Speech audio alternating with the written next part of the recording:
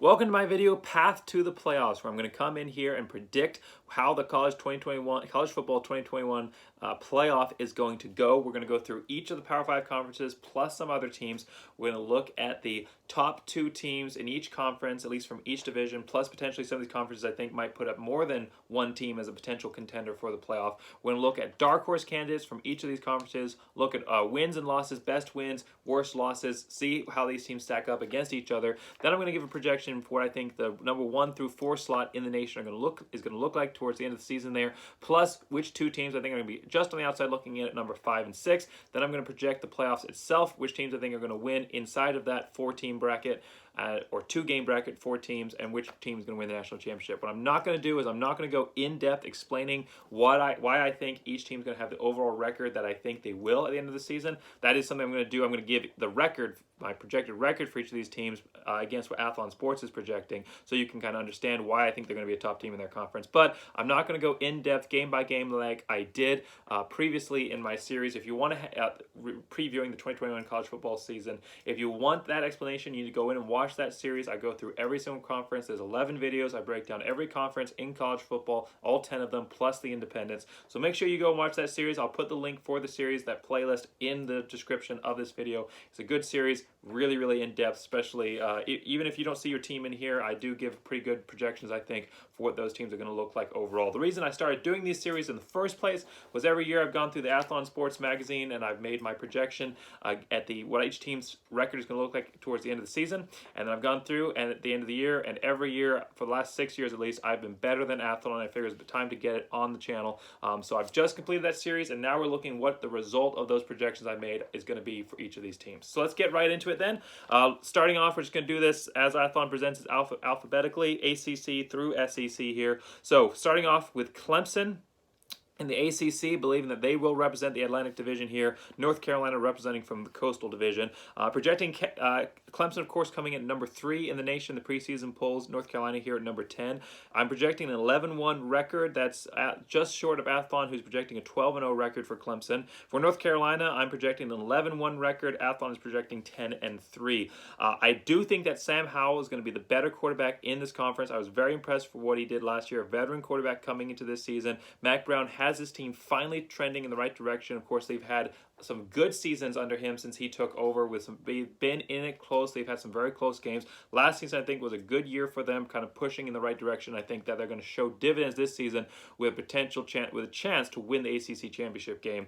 The thing with Clemson's schedule is it is very weak. Though I am predicting a loss here to Georgia, I just don't think that, and I'm going to totally blow this name here, but I just don't think that the replacement for Trevor Lawrence, Ugalele, my wife's a Clemson fan. We watch all the Clemson games. She can pronounce his name. I can't.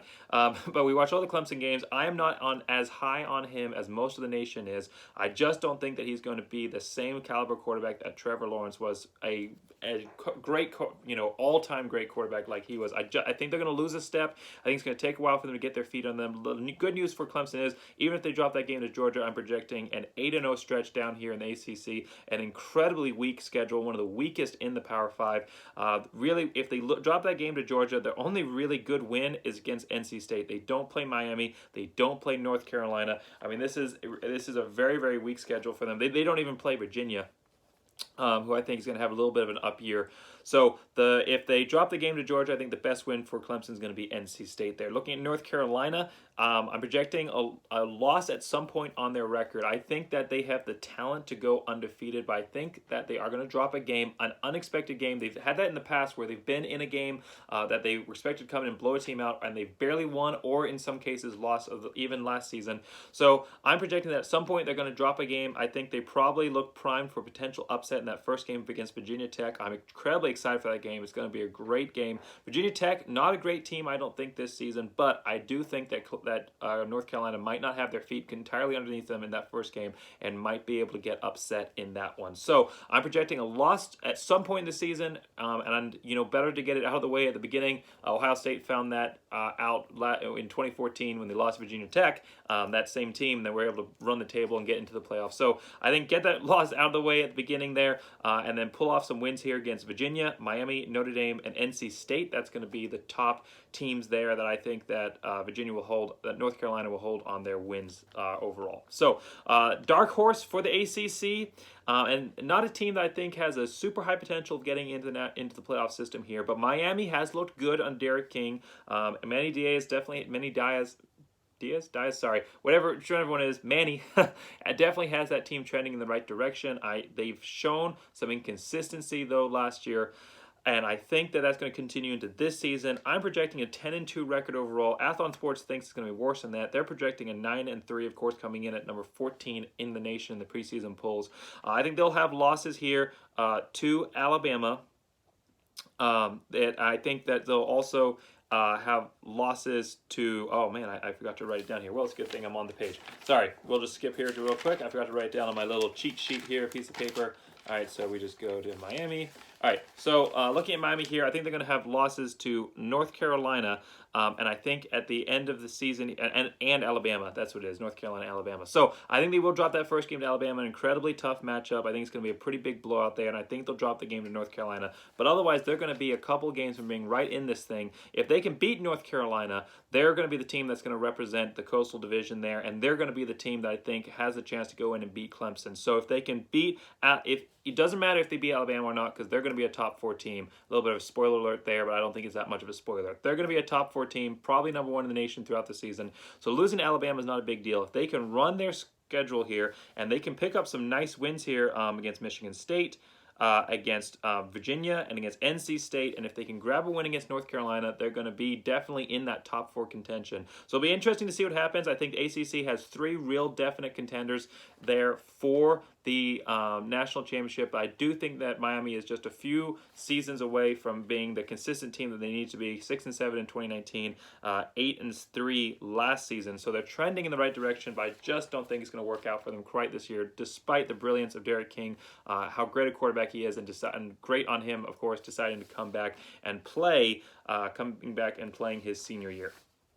All right, so that's the ACC. So let's move on to the Big 12. Big 12 has 2 really good teams right in the mix, and definitely one that I think is going to be for sure a strong contender to get into that division, into the final game there for the top 4. OU, number 2 in the nation, preseason poll. I'm projecting 12-0. Athlon Sports is projecting 11-1. I don't see any losses on this record. I think they'll pick up some nice wins against Nebraska, Texas, Iowa State, and Oklahoma State. Spencer Rattler looks to be one of the top quarterbacks in the nation. Lincoln Riley has done a great job there with OU. Iowa State is the other team from the Big 12, rated number 7 in the nation coming in the preseason polls. I'm projecting an 11-1 season for them. 10-2 overall record is what Athlon Sports is projecting. I do think that they'll drop the game to Oklahoma, but it's going to be incredibly close. They'll pick up some nice wins against Iowa, Oklahoma State, and Texas. Brock Purdy looks to be a great quarterback, and Breece Hall, they're an incredible quarterback running back duo there. I expect great things out of there. Matt Campbell.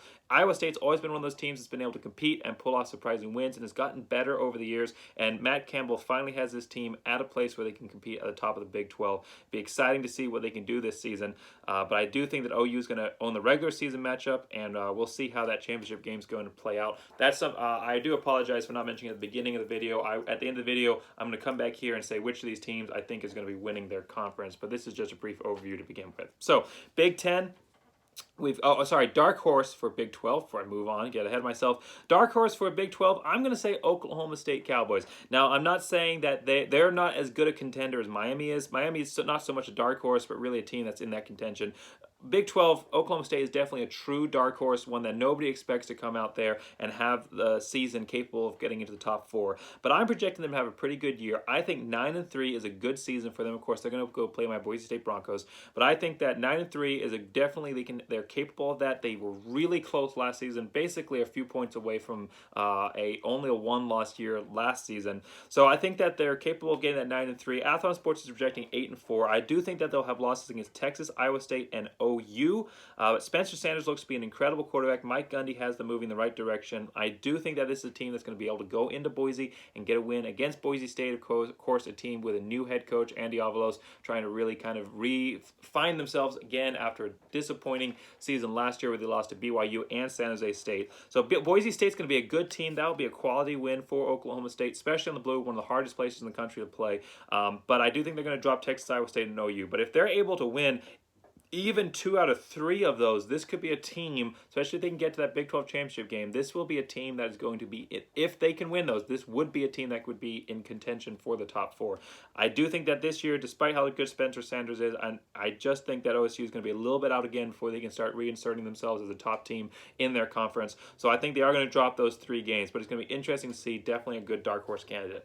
All right, Big 10, the other OSU in the nation, the Ohio State University, as they say. Number 4 in the preseason polls, I'm projecting an 11-1 season for them. Athlon Sports higher than IR. They are saying 12-0. I do think they're going to drop that game to Oregon. I think that's going to be a bit of a surprising upset there, but I do think that Oregon looks like a very good football team. Of course, Ohio State having to replace their quarterback again after Justin Fields had such an incredible year last year. So it's going to be interesting to see what Ohio State can do here. If they can win against Oregon, they're definitely a team that's going to be in heavy contention for that playoffs. But if they drop that game to Oregon, it's going to be interesting to see how things shake up. That could end up hurting them big, even though it's at the beginning of the season. But I think there's going to be this is going to be a very, very tough year for the playoff committee. I'm projecting a lot of teams have very, very good overall records. I think you might, at the end of the season, see multiple undefeated teams, multiple teams with only 1 loss. So those 1 loss is going to be huge, and I think Oregon's going to be one of those 1 losses for Ohio State. Wins against Penn State and Indiana will look good. But the other thing that's hurting Ohio State here is the fact that they play a pretty weak Big Ten schedule. If they can get past Penn State and Indiana, that'll be good wins for them. But they really don't have any other quality wins, at least comparatively across the nation on this schedule. So again, no Justin Fields. Ryan Day is, of course, the assumed potential. I'm getting ahead of myself. Ryan Day, the head coach who took over from Urban Meyer, and has had a good run at Ohio State so far. And there's no really presumed starter necessarily yet. Athlon Sports right now is projecting that the presumed starter for Ohio State, a player who got a couple of reps last season, but what they're saying the presumed starter for Ohio State right now is C.J. Stroud. They're saying the freshman might have a chance to come in here. Highly recruited player. Definitely, it'll be interesting, and definitely a quarterback battle there. Whoever takes the reins there, again, is going to play well, and you can see my in-depth analysis if you go watch that video that I discussed the Big Ten in. So it's going to be interesting to see what happens, but I think that, again, getting their feet under them, a loss to Oregon, is going to hurt them. But a good contender there out of the Big Ten. So looking at Iowa is the other team from the West Division of the Big Ten that I think is going to be the second team in the division. Not necessarily a playoff contender. I don't see Iowa as a playoff contender, but they are the second team in their division. The head of the East is Ohio State. I'm projecting Iowa to be the head of their division. I believe that Athlon Sports is projecting Wisconsin. Yes, they're projecting Wisconsin to win that division. I'm not so sure about that. I'm projecting Iowa as a 9-3 team. Athlon Sports has them going 8-4, of course, coming in at 19 in the nation. Losses to Indiana, Iowa State, and Penn State here in my projection, with a nice win against Wisconsin. If they can turn a couple of those losses into wins, they could be a team that could be in heavy contention. But I just don't think it's going to happen. Tyler Goodson, the running back, looks good, but they do lose their starting quarterback, so it's going to be interesting to see what ends up happening there with Iowa.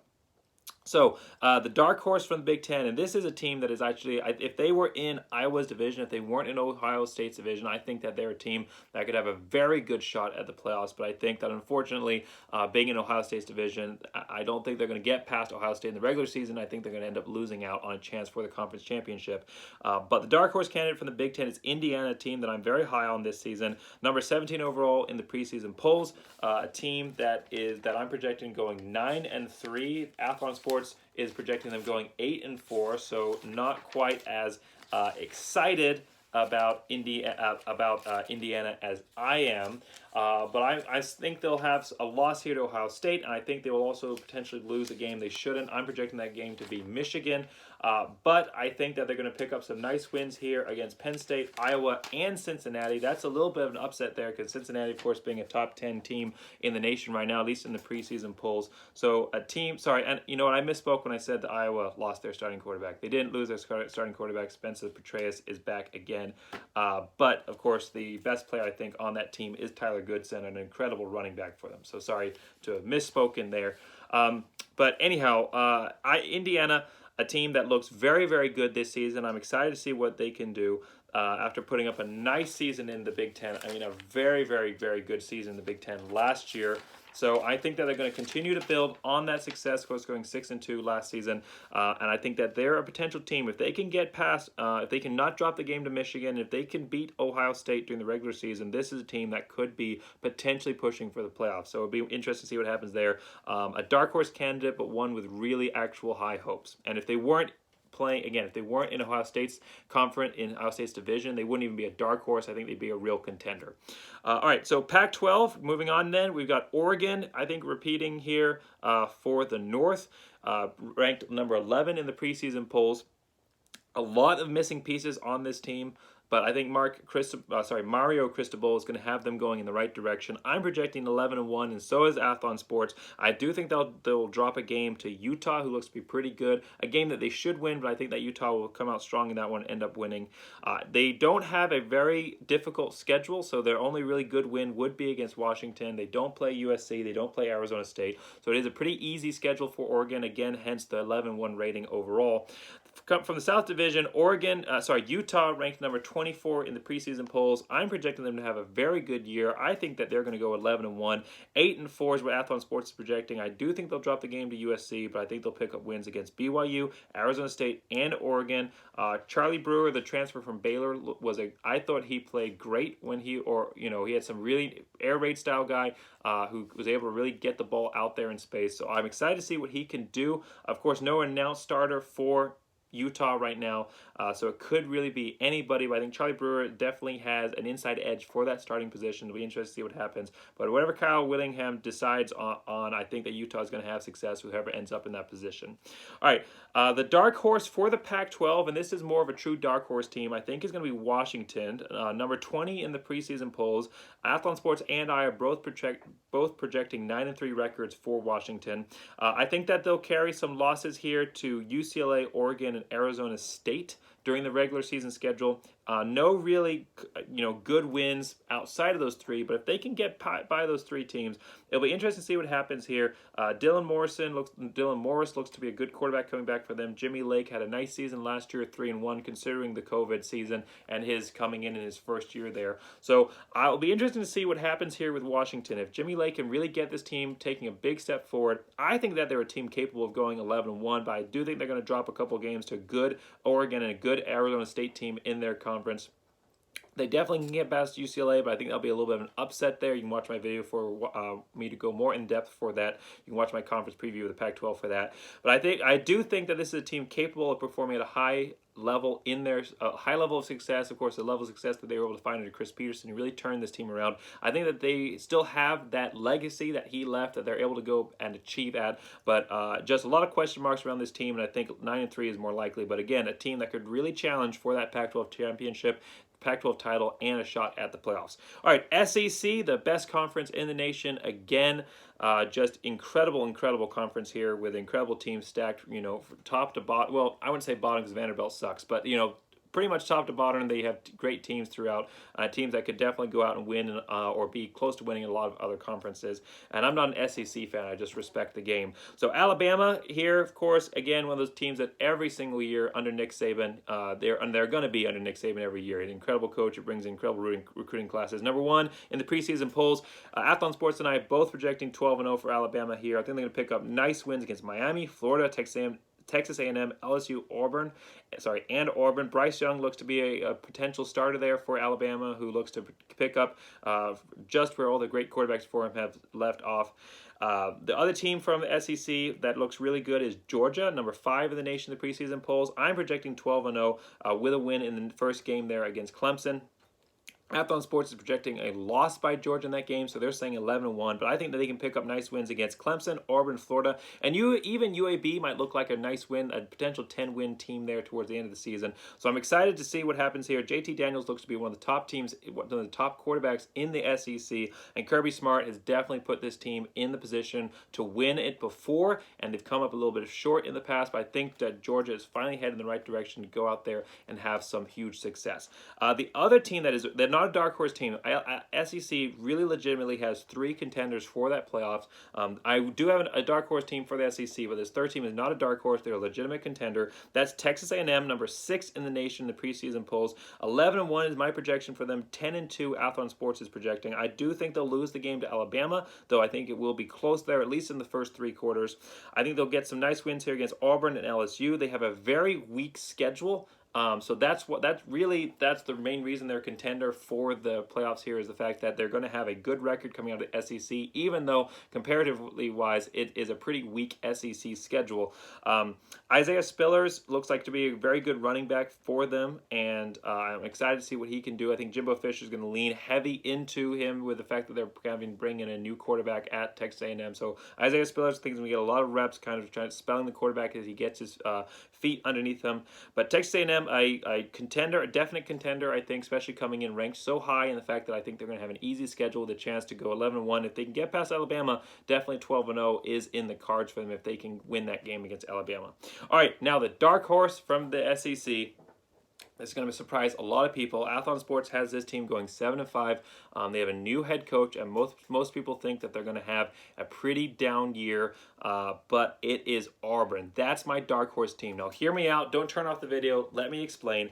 If you wanted more in-depth explanation, go watch the SEC video, but I'm going to discuss it here a little bit.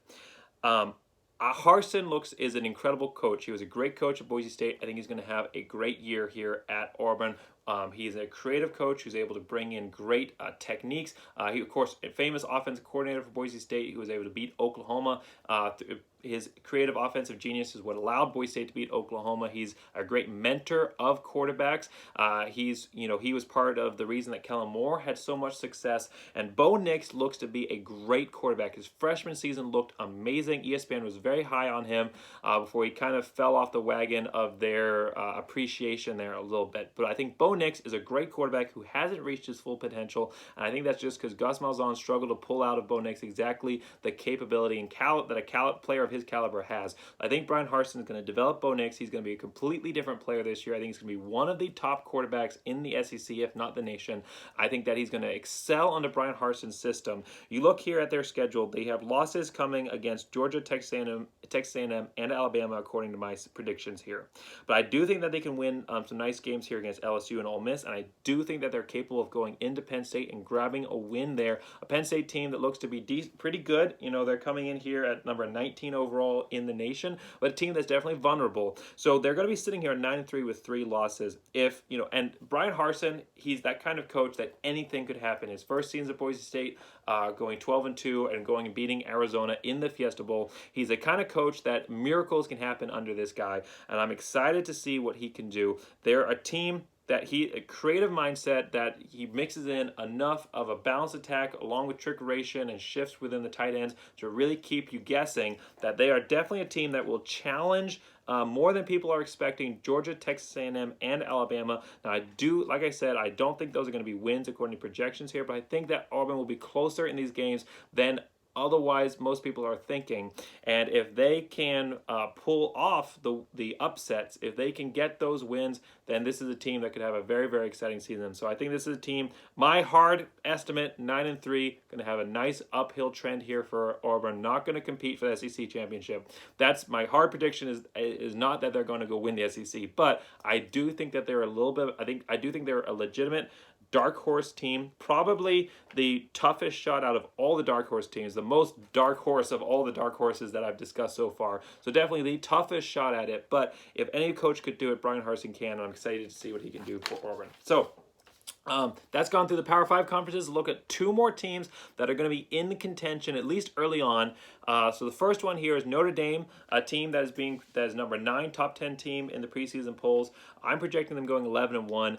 Athlon Sports is projecting them going 10-2. I do think they're going to drop a game to North Carolina, but I think they'll pick up wins, nice wins here against Wisconsin, Cincinnati, USC, and even Toledo is going to be a pretty good win for them there because I think Toledo is going to surprise a lot of people by being a good team out of the MAC this year. The big thing for Notre Dame is only 2 players back on offense and 6 back on defense, but Brian Kelly, an incredible recruiter, has been able to get it done in the past with a lot of players out or having to mix in new pieces across the board. So I think Notre Dame's a team that's, again, going to achieve at a high level and be in the discussion like they are every year for the playoffs. So it's going to be interesting to see what happens here, but I'm projecting an 11-1 record for Notre Dame. The other team, and I have to mention them because they're in the top 10. I'm not mentioning them because I think that they're a legitimate playoff contender, but they are in the top 10. It's Cincinnati out of the American Athletic Conference. I have a ton of respect for Group of 5 schools, of course, being a fan of a Group of 5 school.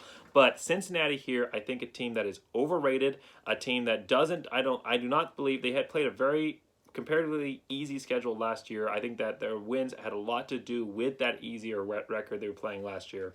Cincinnati team that's going to be good, but I think that they're going to go. My projection here is 10-2 overall, and they're playing one of the easiest ACC schedules they've ever played. The Athlon Sports is projecting 11-1, so I think they're going to lose to Indiana and to Notre Dame, though I think they are capable of winning at Indiana. I think that is a game that they're going to be a little unprepared for and end up losing. But they're one of the easiest schedules that they have. They don't have to play Memphis. They don't have to play Houston. And I believe they don't even have to play Tulsa. They end up, sorry, I can correct myself on that if I'm wrong, but I don't believe they have to play Tulsa. They do have to play SMU. But like I said, they don't have to play Tulsa here. They do. Sorry, they do have to play Tulsa and they do have to play SMU. But 2 teams that I'm not projecting to have great years. Tulsa, I'm projecting to go 8-4. SMU 8-4. So really, the only legitimately good win on this schedule, because Memphis, Houston not on it, would be UCF in my estimate. And I just don't think with losses to Indiana, Notre Dame, they're going to be a legitimate playoff contender here. Even if they run the table against Indiana, UCF with a loss to Notre Dame, I still think they're going to be on the outside looking in here. So I'm mentioning them here because they're in the top 10. If any Group of 5 team can do it, they can. Not necessarily because I think they're the best Group of 5 team, but because I think that they're set up the best. A lot of it has to do your peak ceiling that you can achieve. A lot of that has to do with the preseason rankings, where you get put in. And now that the playoff committee now that the rankings, the final rankings are determined by people and not computers anymore, there's a lot of human bias that comes in. There's a lot of perception that comes in. So the AP poll, everyone says preseason polls don't matter, but I think they matter more than people think they do. Teams that start out way outside the preseason polls have a hard hill to carry to work their way back in, whereas teams that start off like Cincinnati in the top 10, they can drop a couple of games here and still be in the top 25, where a team like Boise State potentially starting outside of the top 25, they need to win like 6 games before they even start cracking the top 25. So it's the level, the playing field is not even. It gets greatly adjusted by whatever team is ranked. So the fact that they are in the top 10 here, they are the best Group of 5 team to shoot for the playoffs, of course, being pretty close last season to cracking it. But I don't think, 2 things: A, I think they're a little overrated. B, I don't think they're going to have a good season, as good a season as other people are saying. And then C, it doesn't matter how good a season they go. They could go undefeated. They could probably go undefeated 3 years in a row. I doubt the playoff committee would have let them in. An incredibly biased, broken system that needs to be replaced. It's absolutely horrible. I do have a great idea for fixing the system across the board so that you don't have one conference like the SEC dominating the playoffs. I'll put a link for that video in the description too. It's my solution to the playoff, solution to college football. It fixes every single issue in college football. I'll let you watch that video if you're interested, and won't speak too much more about it right now. So let's just go back through. So the teams I named here, these are going to be my projected winners of their conferences. I think that North Carolina is going to surprise a lot of people and pull off the win in the ACC. I think that Big 12 OU is going to handle Iowa State nicely in the championship game and win the Big 12. I think that Big 10 Ohio State is not going to have to worry too much about Iowa, or even if they're facing Wisconsin. I think that they're going to blow whichever team out and win the Big 10. I think Oregon's going to win the Pac-12, but it's going to be close. I think that Utah team, a team that I project them losing to during the regular season, a team that I project them being very, very good. I think they're going to be careful for them here, but I think Oregon beats them in the championship game. Alabama, I believe, beats Georgia, but if there's any SEC team over the last few years who's had a legitimate shot at beating Alabama, it's this Georgia team. Georgia fans, a lot of the nation I think is going to be pulling for you because people tend to hate the really good teams like Alabama. So a lot of teams will be pulling for you in that SEC championship game. It's going to be incredibly close, but I do think Saban pulls off the magic and wins it again this season. All right, so that's gone through the teams that I think are going to be the conference championship winners. And now I'm going to tell you numbers 1 through 6, who those 4 teams I think are going to be in the playoffs and which teams I think are going to be just on the outside. So starting it off, the 2 teams I think are going to be on the outside, number 6 and number 5.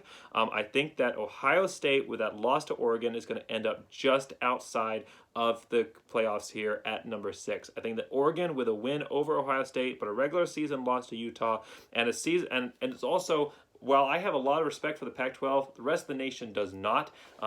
Huge East Coast bias across the pollsters and, of course, across the media. Huge East Coast bias, part of the fact that the Pac-12 and the Mountain West in general, but the Pac-12 plays those late games where a lot of people don't see them play. So that bias is going to play in, added to the fact that the teams ahead of them are really good, and Oregon is going to have that loss to Utah on their schedule. I think they're going to end up just outside the ratings here, but both of these teams definitely playoff worthy, but I think it's going to be an incredibly tough fight for the top. So that's numbers 5 and 6 listed there.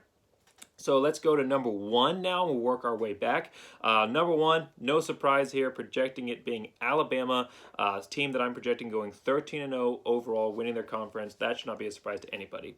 The second team in the nation, Oklahoma. I think that Oklahoma here is going to go 13-0, win their conference, be that number 2 team in the country. The third team in the nation, and this might be a little bit of a surprise here, but like I said, I think that North Carolina can win their conference, and I think that they're going to be the third team in the nation here, recovering from that early loss to Virginia Tech to go 12-1 and latch that number 3 slot. Now this is a team that you could potentially supplement with an Oregon or an Ohio State, but I think the fact that Clemson is going to be good themselves, that win in the ACC championship is going to pole vault them far enough where North Carolina, who I think is going to be behind Clemson at that point, will pole vault from potentially like a number 5 playing Clemson team that's maybe number 2 or 3, probably number 3 in the nation at that point, pole vault them and maybe swap places or push Clemson far enough down where North Carolina can climb up here to number 3. All right, the number 4 team, the last team to make it into the playoffs here, I do think the SEC gets 2 teams in this year. I think that Georgia, after going 12-0 regular season and only a close loss to Alabama, it's not the first time that SEC has gotten 2 teams into the playoffs with a close loss in the championship game. So I think Georgia gets into the playoffs this year for a chance of revenge at number 1 Alabama. So then Alabama versus Georgia. I think that Alabama ends up repeating it. I'm sorry, Bulldogs fans, but I think that Alabama, they're just an incredible team. You can't pick against Alabama. It's really not healthy for your analysis life. I think that Alabama ends up pulling off the win, but it's another close one. And definitely a probable upset for Georgia, but I think Alabama pulls off the win. So I think Alabama advances to the national championship. Oklahoma versus North Carolina. And I think that Oklahoma's the stronger team here, especially Spencer Rattler. Even though I said ton of respect for Sam Howell, I think that Oklahoma wins over North Carolina, and the national championship game is Alabama versus Oklahoma. Skill against skill, wits against wits, going to be an incredible national championship game. But at the end of the day, I think that Alabama will win the national championship. Shouldn't be too much of a surprise to anybody, but I think it's going to be an exciting season. I'm pumped for what happens. I can't wait.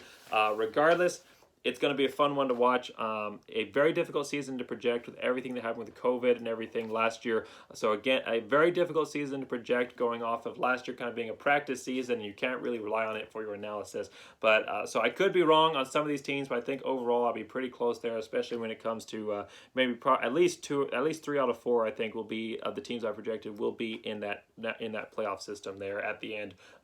With Alabama, a great shot to go win the national championship. So again, if you like this video, make sure you like and subscribe. Make sure you go back and watch my overall preview of college football, where I go through every conference.